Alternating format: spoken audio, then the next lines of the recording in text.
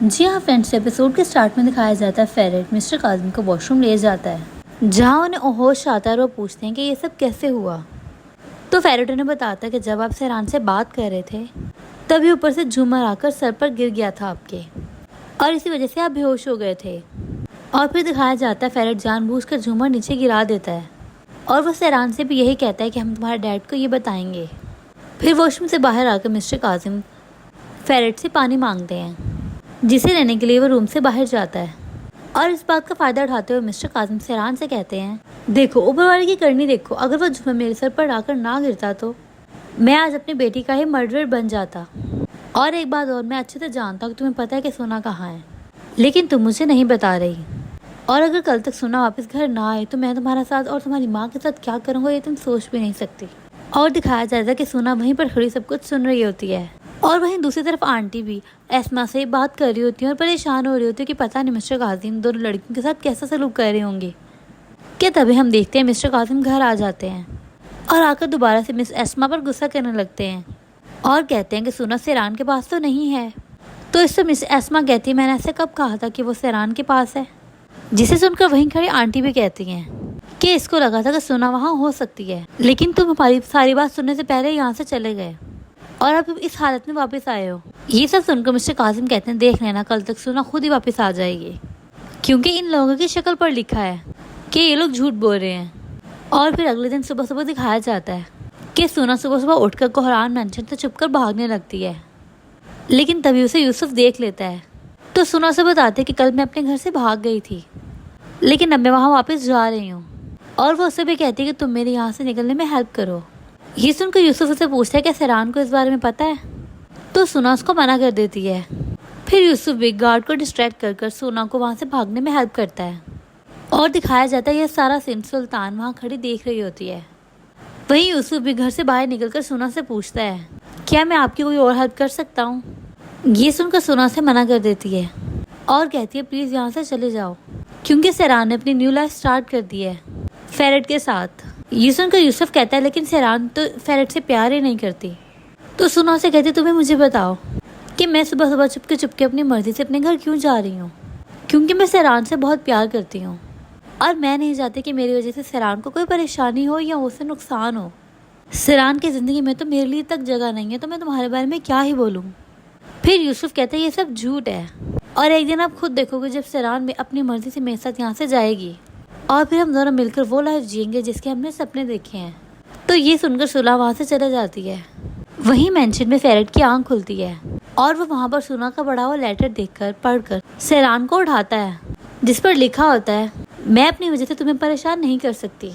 کیونکہ تم آلریڈی بہت رولز اور ریگولیشن کے ساتھ رہ رہی ہو، اور اوپر سے میں اپنی پرابلم سے تم پر نہیں ڈال سکتی، کیونکہ میرا گیم میں ایک کٹی پتنگ کی طرح ہوں، کبھی ادھر تو کبھی ادھر، میرا خود کا کوئی ٹھکانہ نہیں ہے، اور ویسے بھی میں پہلے سے ہی گھر جانے کا سوچ رہی تھی،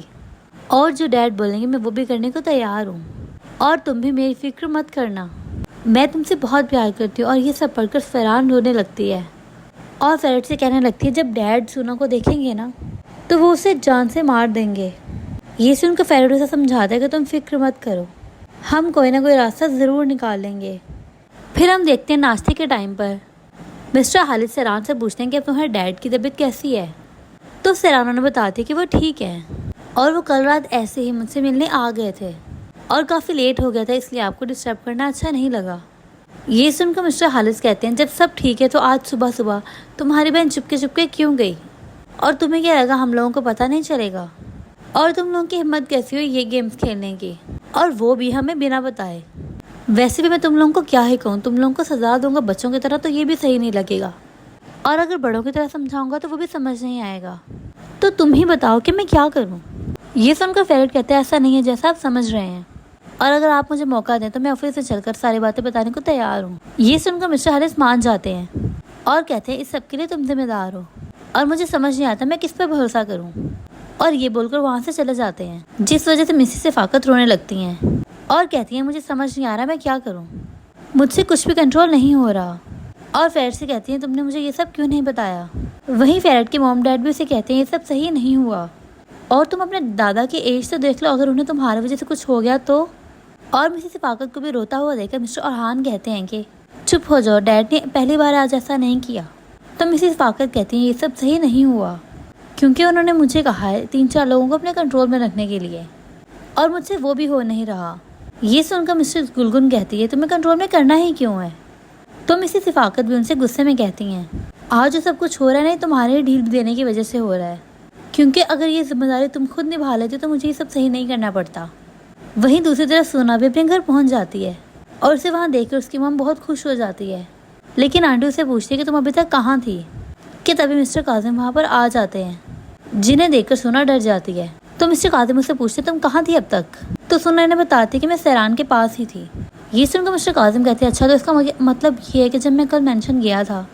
تو تم وہیں تھی؟ جس پر سونا کہتی ہے ہاں لیکن میں ڈر گئی تھی۔ یہ بول کر ان سے معافی مانگتی ہے۔ یہ دیکھ کر آنٹی سے کہتی ہے یعنی مسٹر کاظم کو کہتی ہے کہ دیکھو یہ خود واپس آئی ہے اور اگر اب تم نے اس کو مارا تو اچھا نہیں ہوگا۔ اس پر مسٹر کاظم کہتے ہیں ٹھیک ہے لیکن یہ میٹر ابھی تک ختم نہیں ہوا۔ پھر بعد میں سونا اپنی موم سے بات کرتی ہے اور انہیں بتاتی ہے کہ میں یہ سب نہیں کر پائی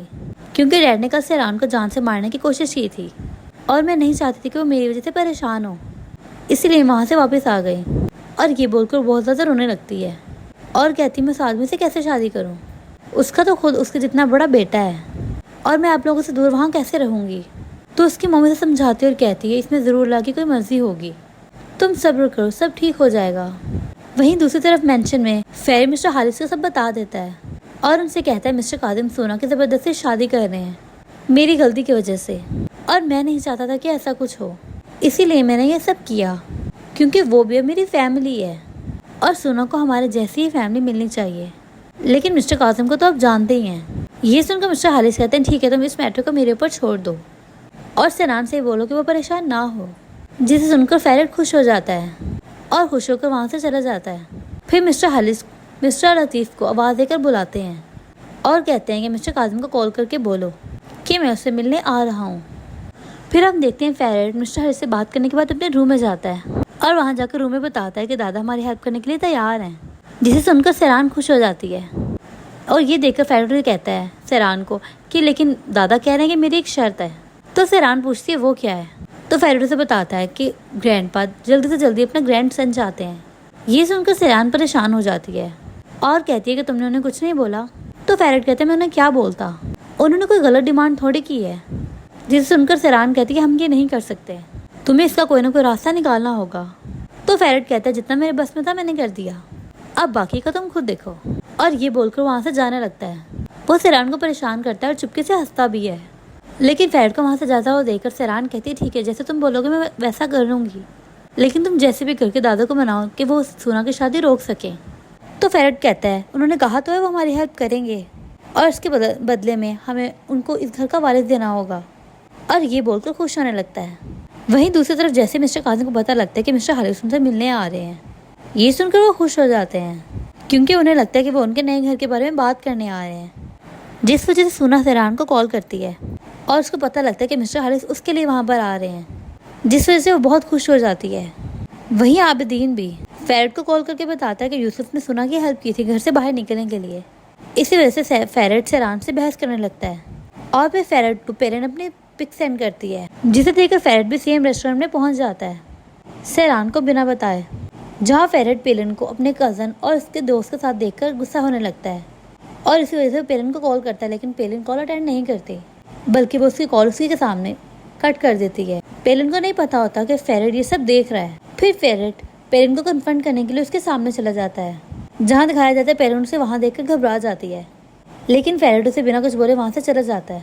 وہیں دوسری طرف مسٹر حارث مسٹر کاظم کو کہتے ہیں میں جانتا ہوں کہ ہماری وجہ سے سونا کے ساتھ غلط ہوا ہے،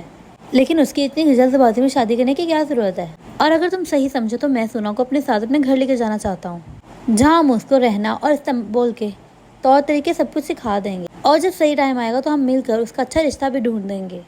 اور رفاقت خود پرسنلی اس کو سب سمجھائے گی اور سکھائے گی، جسے سن کر مسٹر کاظم مان جاتے ہیں۔ پھر اگلے دن سیران فیرٹ کے ساتھ اپنے ڈیڈ کے گھر جاتی ہے، جہاں آنٹی ان دونوں سے کہتی ہے کہ تمہیں کاظم سے معافی مانگنی چاہیے کیونکہ تم لوگوں نے سونا کو یہاں سے بھگا کر اس کے ساتھ اچھا نہیں کیا۔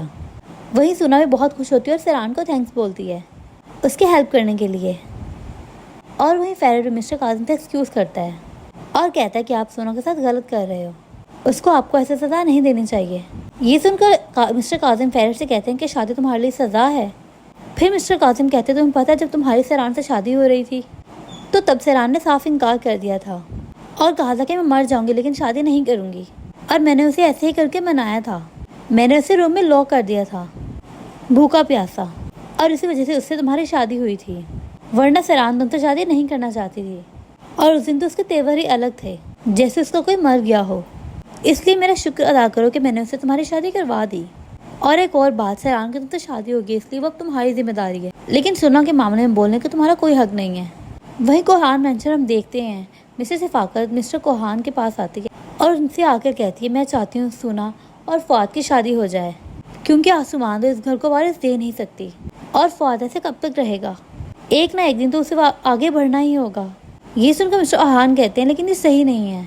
اس پر مسٹر شفاقت کہتی ہیں چاہے لا غلط ہو لیکن ایک بات تو صحیح ہے، وہ ہے اس گھر کا وارث، اور رہی بات کاظم کی تو وہ اسے ہینڈل کر ہی لیں گے۔ وہیں دوسری طرف فیرٹ سیران سے کہتے ہیں اب دیکھو دادا نے اپنا پرومس پورا کر دیا، اس لیے اب ہمیں بھی اپنا پرومس پورا کرنا ہوگا، لیکن سیران اس بیبی والے ٹاپک کو اوائڈ کرنے لگتی ہے۔ یہ سن کر فیرٹ ان سے کہتا ہے کہ تم نے پرومس کیا تھا اور اب تم اپنے پرومس سے پیچھے نہیں ہٹ سکتی۔ تو سیران کہتی ہے میں نے پرومس نہیں کیا تھا بلکہ تم نے زبردستی کروایا تھا، اور اگر میں پرومس نہیں کرتی تو ڈیڈ زبردستی سنا کی شادی کروا دیتے۔ یہ سن کر فیرٹ سیران سے کہتا ہے مجھے ایک بات سمجھ نہیں آتی کہ تم اپنے ڈیڈ سے اتنا ڈرتی ہو، پھر بھی تم نے یوسف کے ساتھ بھاگنے کا پلان کیسے بنا لیا؟ سیران کہتی ہے آخر تم کہنا کیا چاہتے ہو، اور یہ یوسف بیچ میں کیسے آ گیا؟ تو فیرٹ سیران سے پوچھتا ہے تمہارا یوسف کے ساتھ کس ٹائپ کا ریلیشن تھا؟ یہ سن کر سیران رونے لگتی ہے اور کہتی ہے تمہیں پتہ بھی ہے تم کس ٹائپ کا سوال کر رہے ہو مجھ سے؟ جس سے فیرٹ کہتے ہیں ہاں لیکن مجھے اب تک اس سوال کا جواب نہیں ملا، اور میں جاننا چاہتا ہوں کہ تم آخر مجھ سے دور کیوں بھاگتی ہو، کہیں تم اس لیے تو نہیں گھبراتی کہ مجھے پتہ لگ جائے گا کہ تمہارا یوسف کا کس ٹائپ کا تعلق تھا؟ تو سیران فیرٹ سے کہتی ہے میرا اور یوسف کا اس ٹائپ کا کوئی تعلق نہیں تھا جیسا تم سمجھ رہے ہو، اور اگر ہوتا بھی تو وہ میرا پاس تھا، اس سے تمہارا کوئی مطلب نہیں ہونا چاہیے۔ تو فیرٹ کہتا ہے مجھے یقین نہیں تمہاری بات پر، جسے سن کر سیران کہتے چلو ٹھیک ہے پھر ایک کام کرتے ہیں، تم نے مجھ سے یہ سوال پوچھ لیا ہے نا، اب کل صبح یوسف سے بھی یہ سوال پوچھ لینا۔ یہ سن کر فیرٹ کال کر کے یوسف کو اپنے کمرے میں آنے کو بولتا ہے۔ یہ سن کر سیران فیرٹ سے کہتی کیا یہ سب یوسف کو تم کمرے میں بلا کر میرے سامنے پوچھو گے؟ اور کہتی ہے مجھے یہ نہیں آ رہا کہ تم ایسی گھر کی حرکت کیسے کر سکتے ہو۔ پھر تبھی یوسف وہاں آ جاتا ہے اور فیرٹ سے یہی سیم سوال پوچھتا ہے، جہاں یوسف ہاں بول دیتا ہے، جسے سن کر سیران حیران ہو جاتی ہے، اور دکھایا جاتا ہے روم سے باہر سلطان ان سب کی یہ باتیں سن رہی ہوتی ہے۔ اور دوستوں یہیں پر یہ ایپیسوڈ اینڈ ہو جاتا ہے۔ نیکسٹ ایپیسوڈ دیکھنا کافی زیادہ انٹرسٹنگ ہونے والا ہے، تو نیکسٹ ایپیسوڈ بالکل مس مت کیجیے گا اور ہمارے چینل کو سبسکرائب کیجیے گا۔ Thank you so much for watching.